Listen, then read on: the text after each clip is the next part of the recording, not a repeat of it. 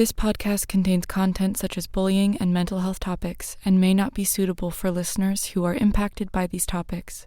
If you are experiencing issues in your workplace or would like more information on resources available in your location, please check the show notes or head to www.supercooltoxicworkplace.com. Everybody knew. It's not a secret, and it's not isolated to us five or me and someone else. It was everyone. Where are these complaints going to land? He proceeded to say that it was a good thing smartphones weren't around when he was. Because they did not want to make him like the sacrificial lamb, quote unquote. Cannot just pretend like it didn't happen, because we're here and we're still here and we will always be here. Our experiences do not disappear with an email.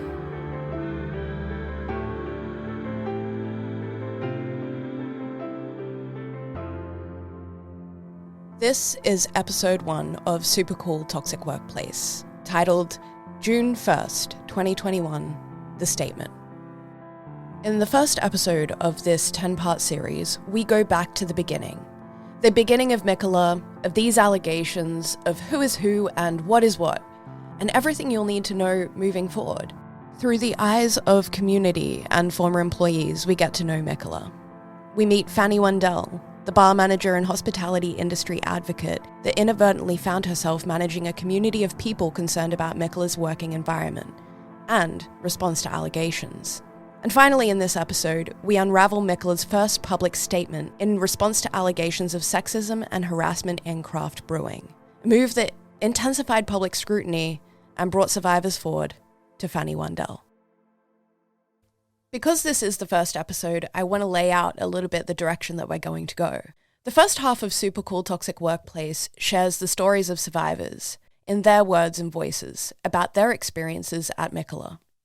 The second half of Super Cool Toxic Workplace is devoted to unraveling the confusing months that have played out in the public arena recently, through the words and experiences not only of survivors, but those who have now become involved. And today, before we get into anything about Mikkeller and these allegations, you're going to need some background. I'm the host and producer of this podcast.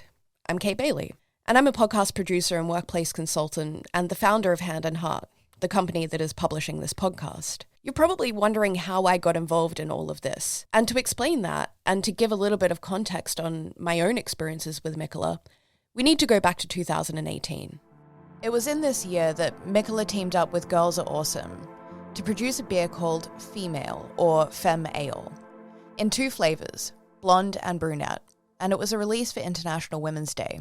An online community of Copenhagen-based people took issue with the beer, its intentions, and both of the company's responses. An open letter by journalist and writer Lena Rotowski was penned in the Scandinavia Standard and received 200+ signatures.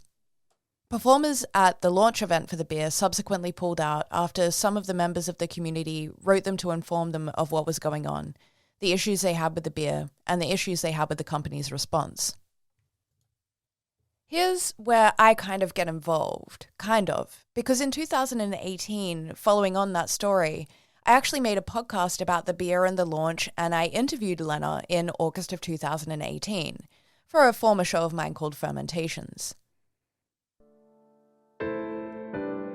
So basically, I mean, they've created a sexist product and then sold it to people as empowering women, and when it's been criticized, come out and shielded themselves from criticism under the defense that it's irony. Like, no, we're actually helping you against misconceptions that you don't like drinking beer by creating a beer specifically for women. Like, we're making and I mean, that doesn't add up. And it's incredibly patronizing that they were just refusing to listen to the very real concerns by women and just coming out and saying, no, you don't get the joke, it's ironic.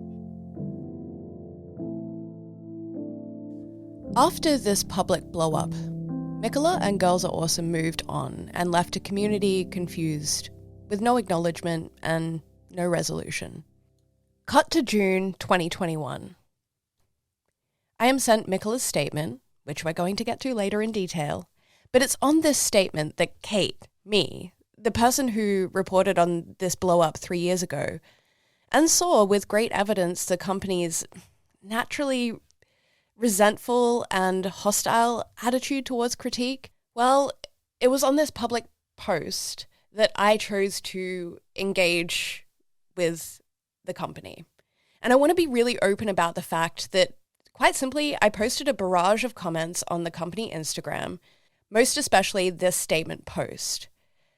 I want you to know that at the time, I did not know that this would go on to be my case, that I would have a legal team and independent fact checkers, that this would go on for months and months and would grow into what it has. So I'm bringing it up now because I want to be open about these comments. I have not deleted them and I am accountable for them. But it's these comments that were the way in which I met Fanny Wandel, who had been looking for me, the creator of that podcast, for a few weeks. Hi, I'm Fanny. I'm a cocktail bartender, and I'm involved in all of this with Mikkeller by, it was kind of inadvertent. It was this point, when I met Fanny Wandel, that things got serious. Really serious. It went from being a handful of stories about one location to a seemingly endless procession of stories about the company's workplace for the last decade. As of today, November 8th, 2021, I've spoken with 64 people who have direct or indirect experiences related to Mikkeller, or who could verify as a witness or provide documentation that could verify something I was investigating. I have investigated personally 25 claims, and this podcast goes to air with substantially less. In some cases, people were not willing to proceed, and in others, there was a legal benchmark we still needed time to reach. Which, in essence, means the investigation was ongoing. I want to make it very clear you will hear from anonymous sources in this podcast, whose voices may have also been disguised. And it would seem Mikkeller can only agree that with cases so sensitive, it must be done. Today, November 8th, 2021, I did receive a note from their legal team.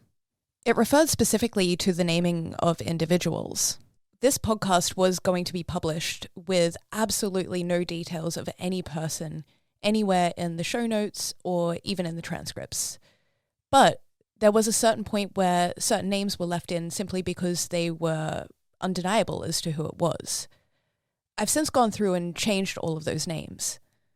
This is why there are no names in our show notes, and why the names of central Mikkeller figures have been exchanged. We recognize our sources and members of Mikkeller may still be identifiable due to certain details, but as with any other publication of this nature, we simply ask that all persons' privacy be respected. So, now you know how I got involved, how I met Fanny, how things have to be handled, and the direction this podcast is heading. So, who is Mikkeller? Here's the public story. Mikkeller is a microbrewery founded in 2006 in Copenhagen, which is in Denmark, and it was originally based on this idea of gypsy ethos brewing. Essentially, the company did not operate an official brewery and instead collaborated with other breweries to produce their recipes or experimental one-off brews. Mikkeller was founded by two home brewers who sought to introduce their homebrew beer to the public and challenge beer friends to intense new tastes, drawing inspiration from American breweries that aren't afraid to play and break all the rules. For those of you that don't know, a craft brewery or microbrewery is a brewery that produces small amounts of beer, typically less than large breweries, and is often independently. Craft breweries are known for having an emphasis on enthusiasm, new flavors, and varied brewing techniques. Mikkeller breaks the mold of the craft brewery concept, and in an email from June, Pernilla indicated to me just how big the company is. She wrote, "On last count, we had 42 different nationalities in the Mikkeller organization alone in Denmark. We have 600 plus employees worldwide, all over the world, of different nationalities, and we have men and women in all levels of our company. From last count, it appears they have approximately 50 affiliated locations. There has also been an expansion in the last 5 years, due in part to private equity investment from Orkila Capital. But to get a better idea of the company, let's hear from former employees and why they wanted to work there." Mikkeller has this reputation of being really cool and and creating all these fun beers. And I was at a point in my career where experimentation was really exciting for me, and it seemed like a great opportunity for me to learn all sorts of things. And I mean, it was really enticing to be able to play with barrels and fruit and be a part of this company that just like had such a rad reputation. Mikkeller seemed like a really cool company with a global reach and good opportunities. The general perception that I had of the company was that they did things their own way, but cared for their employees and cared about the beer that they produced. It definitely felt very special to get that job because Mikkeller was seen as a very special company. It had for me it almost like mythical, maybe not mythical, but like sort of a really special shine to it. Not coming from the beer world myself, I really started to notice the power of Mikkeller's reputation as, I suppose, a kingmaker. That working for them was not only cool, but probably prestigious in terms of your career. They could open doors for you in the craft brewing world. Of course, it's one perspective from the inside, from an employee. Mikkeller is also known for its loyal customer base. So, of course, I wanted to check in with one of them to better understand how the community around the company had developed. I start by asking if this gentleman, Chris, was indeed at one point a fan of Mikkeller. Yeah, I would say so. I always thought they were this cool Danish brewery doing things a bit differently. And when I had my first Mikkeller beer, which I think was about 9 years ago, you didn't see their stuff that much in the UK. So it was really exciting to find them. So if I saw a Mikkeller beer, I would try it. Or if I went somewhere like Stockholm or San Francisco with a Mikkeller bar, I'd make an effort to visit them. They stood out. They looked independent, like they're smaller than they actually are. I thought their beers were interesting. I tend to go for bold beers and ingredients. Yeah, I think about 4 years ago, I found out about Mikkeller Running Club, which I thought was brilliant.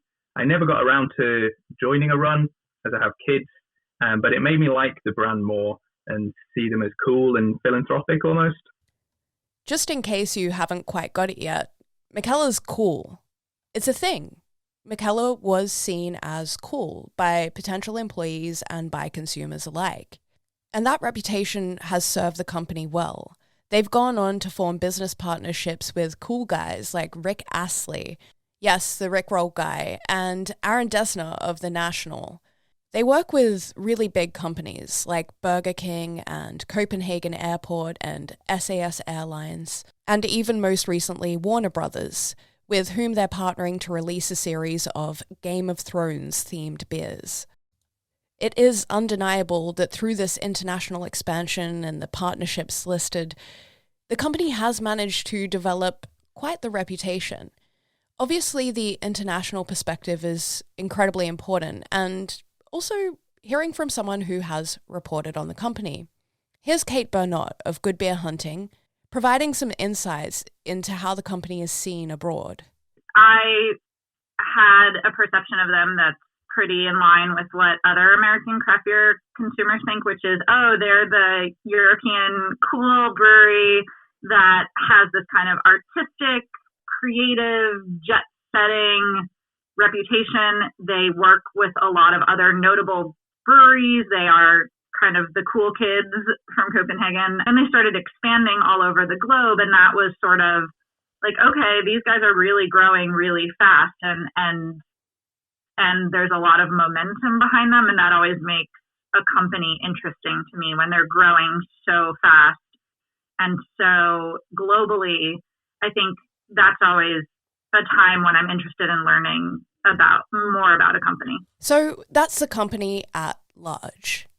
You are going to need to know some of the key players in the company, so I'll introduce them now with their changed names.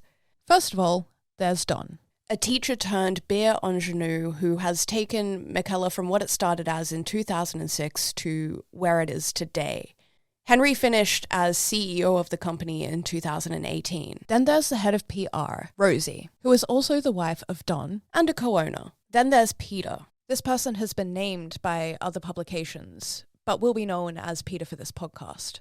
This person was one of the chief leaders in operations at Mikkeller, and in the public press has always referred to himself as the muscle of the company, while Don was the brains, and was considered the highest point of leadership in the company, besides Don, of course. Then there is HR, and HR, for the most part, in regards to the stories that are going to air in this podcast, was one person, and will be referred to as HR, and when being discussed, may be referred to as she. And lastly, there's Sean. Sean is the quote-unquote new guy, the new CEO who joined the company in November of 2020. That's Mikkeller. And now you've met Don, Peter, Rosie, HR, and CEO Sean.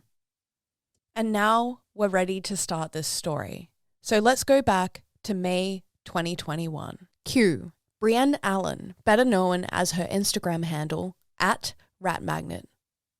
For Civil Eats, Beth Damon writes the following summation in her article, Craft Beer Faces Agenda and Race Reckoning. In May 2021, an exasperated Brienne Allen had had enough. In a single morning, 2 different men had approached the now former brewer at Notch Brewing in Salem, Massachusetts, and questioned her craft beer credentials. What sexist comments have you experienced? Allen later asked her roughly 2,200 Instagram followers. The offhand remark sparked the largest reckoning against misogyny the craft beer industry has ever seen, leaving her with nearly 60,000 new followers and worldwide media coverage. People by the thousands, nearly 100% of them women, shared stories ranging from harassment to assault, as well as prejudice in hiring, overlooked microaggressions, and more. And now, we bring Fanny Wandel back into the fold. Remember, she was looking for me because I'd made a podcast 3 years ago. Evidently, there I was in the comment section. That's when we had started talking, and I realized she had inadvertently become involved in managing an entire community of people who had concerns about Mikkeller. How did she even get there? Well, she was already outspoken on gender inequality issues within hospitality and won the Bartender's Choice Award for Denmark's Improver of the Bar Industry in 2020. What had happened was, when stories from Copenhagen had begun to be shared on RatMagnet stories, Fanny started posting these specific Copenhagen stories that she had spotted on her stories. Then, people began reaching out to her with more stories, more thoughts, more connections. Very quickly, not only had Fanny become the hub of community Mikkeller discussion and the support system for many people who had had bad experiences at the company, she also found herself having knowledge of multiple stories of workplace misconduct at Mikkeller. And how we get from the middle of May to June 1st is pretty simple. Fanny had been posting these stories and interacting with the community, and there had been no acknowledgement from the company that they had been named, that these stories had come up, or frankly, that it was even happening in the craft brew industry. That was, of course, until June 1st, 2021. And that's when Mikkeller released this statement. Harassment and inequality in the beer industry. During the last couple of weeks, stories about sexual harassment, bullying, racism, and general inequality in the international brewing industry have been shared on SoMe. These stories are deeply disturbing and have identified a number of critical problems in the beer industry. The testimonies have revealed a crucial need for us in Mikkeller to strengthen our policies and processes in order to be certain that we take proper care of our employees. In Mikkeller, we're aware that inequality is a challenge in the business and that sexism and harassment occurs. Nevertheless, the number of stories and the fact that this is happening on so many levels have shocked us. We feel a great responsibility, both for our own blind sides in the past and for being an active part in the industry moving into the future with much better ways and norms. We wish to do what we can to stop all forms of inequality from unconscious repetition out there.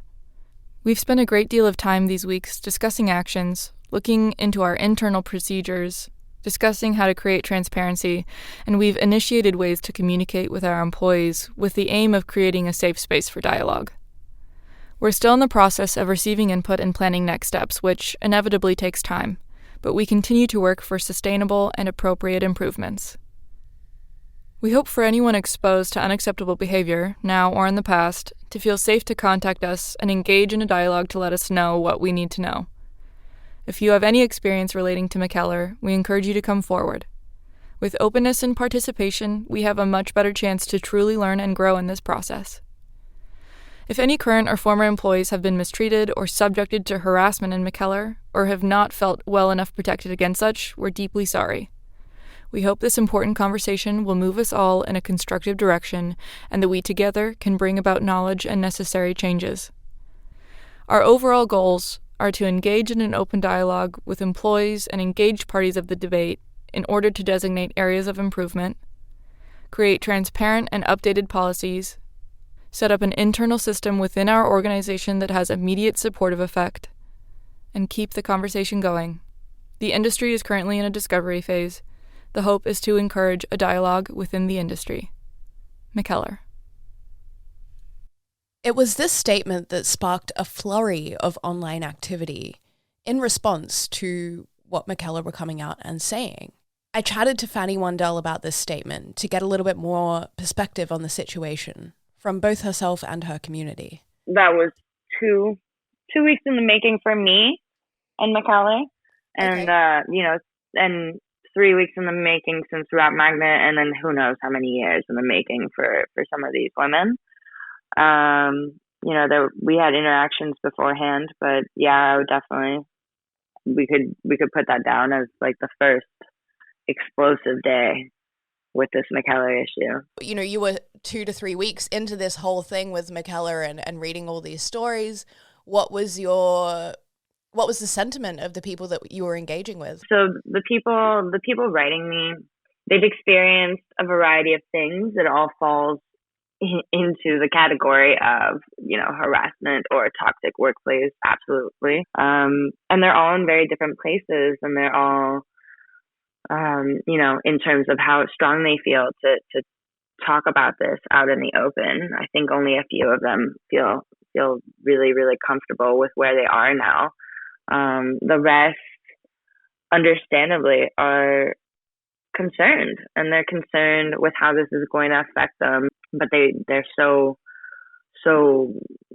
eager to make a difference and to help and to make sure that some of the things that happen to them, or all of the things that happen to them, aren't going to be repeated in the future. It does seem like it's not, 1 or 2 or 3 people at this point that have come forward with stories about Mikkeller. No, it's many. I honestly, it's hard for me to even count them anymore. I would say I've spoken with close to 50, and this is not just women. It's also people who can confirm what the work culture was like in many different locations, nonetheless. What do you think of Mikkeller's reaction in general, and do you think they understand the magnitude of what is happening around them? I think they do, and I think they are being incredibly calculated. We're going over this kind of more public timeline, but what's being left off is those, 2 weeks beforehand, 3 weeks beforehand, where Mikkeller sent around a lot of internal statements trying to contain this within their company. And the impression that I have on how they post, the way they post, what they write in all of these individually, they cater every single statement to the demographic they think they're hitting. So what they say, when you put all these statements together, it really, really starts to contradict itself. Fanny says this because other statements were put out online by the company, just in different spaces and platforms. I ask her to clarify what she means by contradicting statements. Yeah, one statement, states that they want to keep the whole conversation going. They want to promote inclusivity, respect, equality, etc. Then you have them internally to their private Facebook group, dismissing not just myself, but anyone else speaking up, any of the people writing us in who, it's either former or current staff of theirs. They're just calling them liars. it's not a good look, and it is an absolute shit show. Okay, so that's Fanny and I discussing the June 1st statement that went out on the Mikkeller Beer Instagram, which they published in response to the ongoing allegations of sexism and harassment and bullying within craft brewing. Fanny also alludes, obviously, to other statements that were released on different platforms, for example, their private Facebook group. Now, over the coming weeks, between June 1st and when I recorded this interview with Fanny, and I know this timeline thing is super annoying, but we've just got to do it. So we're going from June 1st when this statement comes out, and I'm recording this with Fanny on June 23rd, 2021. So between now and then, a few key things happen. Number one, an anonymous protest account installed a peaceful art protest at Mikkeller headquarters, critiquing the company's use of sexist and racist labels and the company's response to complaints that have been raised. This protest was the subject of an article by Kate Bernot. The other key thing that happened was Mikkeller's new CEO, Sean, goes on Danish national broadcaster DR and their radio program P1 in an episode that also features Fanny. So I asked Fanny about this interview and if she could give us a few details. I ran in as soon as I could. I had a few hours heads up, and it thankfully was not a debate forum. I thought about that a lot.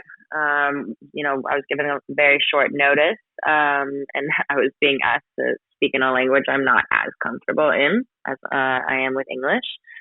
But, from my experience already dealing with Mikkeller, I didn't want to be gaslighted. I did not want to deal with a debate where I knew I wasn't going to get an honest, transparent answer, because we know from a lot of articles with Mikkeller is that they dodge things that bring out any sort of truth about their company. We know that they use NDAs a lot. We don't know what for exactly. So yeah, I was definitely more interested in having a few minutes to myself to say what I wanted to say, rather than have it contradicted. On the flip side, now that it's over, and I feel, of course, that he gave us the exact same buzzwords as all other apologies. Terms like, we acknowledge that there's a problem in the beer industry. That's not them taking accountability. They're not speaking of themselves. That was something that the host had to point out and multiple times get him to say. And, they keep on using, I've seen it in multiple of their statements. They say, we haven't been perfect. Is that what you say when you've been accused of covering up harassment and a whole other number of things? You say you haven't been perfect? That's an insult. And that's definitely what's interesting to me with Mikkeller, because every single time they've made a statement, they've honestly made it worse. And more people just come to talk to me whenever they do something like that. And that was what kicked everything off. Fanny was contacted from this point by countless people coming forward, many with a sense of disregard from the company. Something had happened to them when they worked at Mikkeller. And the next episodes of this series will focus on those stories, as wholly as they can be told. It can be hard to listen to, because I think for many, it may remind you of things you have felt yourself at work. And while much of producing this independently has been challenging, it does afford me the opportunity to bring you these stories with all the details and with all the devils. Because the devils are in the details. This is nuanced, day-to-day stuff that we have to somehow connect to a bigger picture. And that starts, first and foremost, by hearing these stories.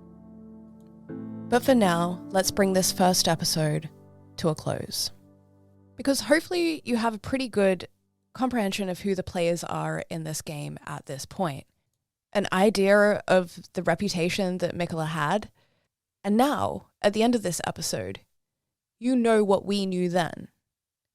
Which was, there seemed to be a lot of people that had had a really bad time working at Mikkeller. On the next episode of Super Cool Toxic Workplace. From the get-go, pretty much sets the tone on his management style. Was he fired or was he allowed to quit? Why has there never been anything released? Why weren't my complaints followed up? Even if it had to be anonymous, many people over many years complaining should have had some effect. So there's like a lot of hierarchy, a lot of like really like quote unquote like masculine language, and that was already like set in place before I started.